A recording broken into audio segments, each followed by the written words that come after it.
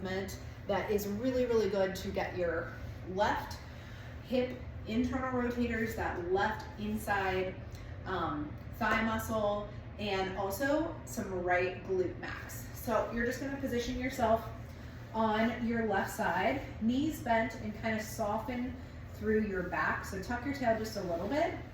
Then go ahead and straighten your left leg, the leg on the ground.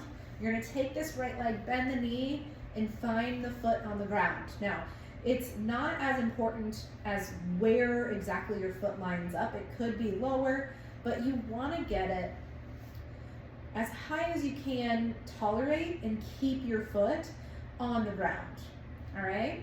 So you're gonna probably use something, either bump yourself up against a couch or use your hand just to kind of monitor and make sure you're not turning your whole body backwards. So hips over hips, and we're keeping your tail tucked, making sure you're not causing any tension in your low back. And then you're gonna open up that knee, and you might feel a stretch in your hip. If you really squeeze that knee open, you're gonna start to feel your right glute max, which is right up to kind of your back pocket. All right, so we're gonna get that. We're gonna get the right foot on the floor, and then we're gonna start moving the left leg.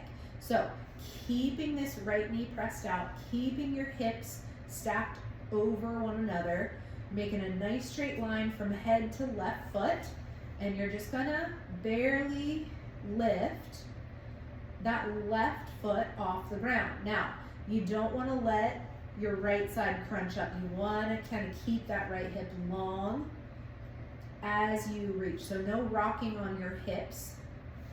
You can stick a little towel roll underneath your rib cage if that's helpful. You can put your hand there, and you're just holding that lift of the left leg. It's not much, but you're definitely doing work.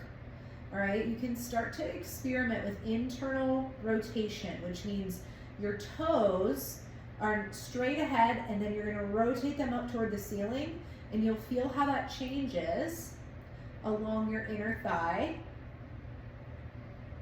Okay, you might even feel something on the hip that you're laying on, which is totally fine. I'm talking a lot, but you should be breathing as you're doing this. Nice big inhales, exhales, and then let it relax, okay? My favorite one to combine this with is then you're sticking your foot up on an ottoman or a chair, you're bringing that right hip long, and you're really trying to feel that glute max then with an extended leg. And then from there, you can work on that left inner thigh, lifting up as that right leg is extended long. Okay, so both of those go really good hand in hand, and you're getting both sides, working both hips really easily on one side.